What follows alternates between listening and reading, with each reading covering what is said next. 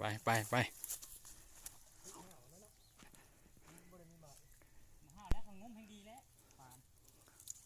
ห้าวตัวใหญ่มันก็บ่อยู่เลยเนาะเขาตรงล่างอ่อนเลย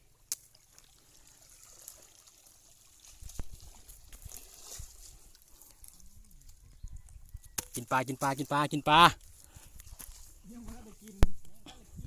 โอ้แม่ ท่านละกินลงนอนลงน้องบรรยากาศเป็นใจมื้อนี่ลงน้องอ้าวแดดเนาะ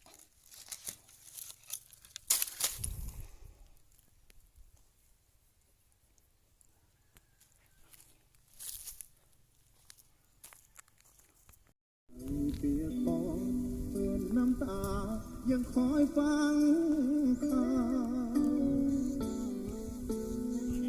ลงจากตำแหน่งคนหาหลังจากที่น้องเลือกเขาฝึกเป็นแฟนเบาซ่อนความเศร้าสู้เหงาด้วยงานเหมือนดังความฝันตอนเย็นเมื่อวานหน้าจอส่งข่าวความเหงาจากเบอร์เจ้าว่าเขาทิ้งกันถามอ้ายว่าคิดจังใดถ้าขอกลับมาร่วมฟัง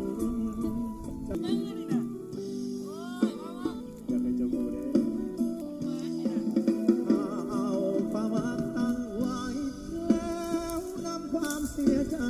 มาลบผ่านด้วยความเจ็บหวังจบก็ยังพบหักเหลือล้น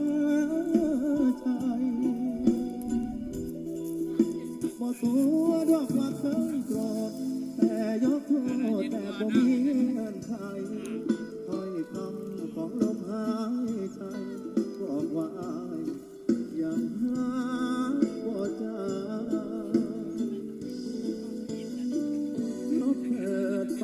เสียงน้ำตา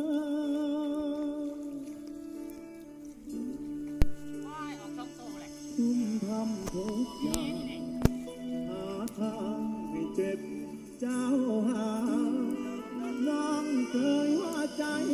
กำลังจะหักอายแล้วนะพอได้ข่าวเขาก็นั่งซึ้งต่อและขอเวลาจากสิ่งที่เจ้าเป็นมาฟังเดินดอกลาที่เราแปผู้ใดหลายใจฟังเด้ออายบ่เป็นเขาหักแม่ตายก็ได้ซ้ำนี้อยากใหม่กับคนใหม่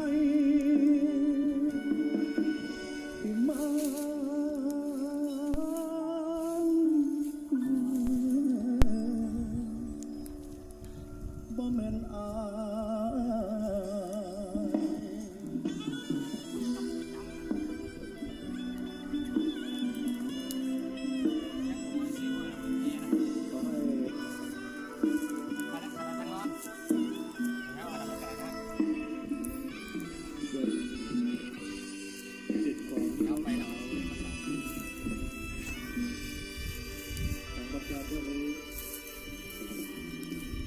แต่สิ่งที่ดีๆ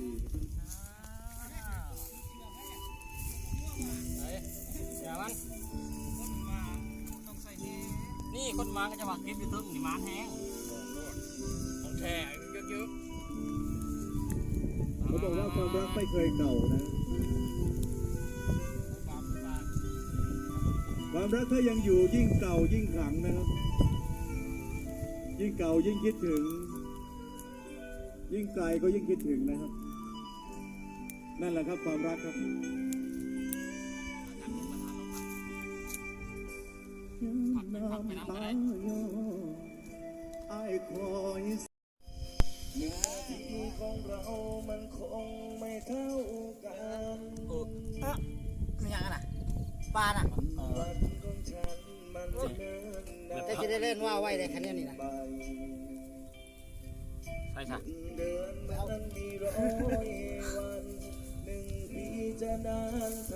อย่าถอดแห้งเลยนี่ ฮะ ถอดโน้ตดวงชื่อ โตมันเปื่อยไปแล้ว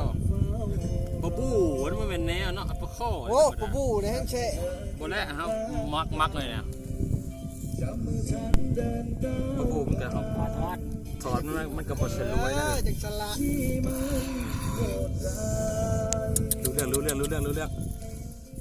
รู้เรื่อง โอ้ดิถึงกูแล้วโอ้มากระปั้นเอาใส่กระปุก โอเคพอแซ่บ ถ่ายอยู่ไกลนะ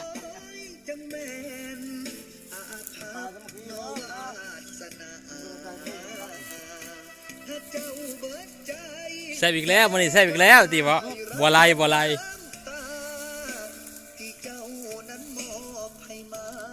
พี่น้องลาป้าไว้ใจหา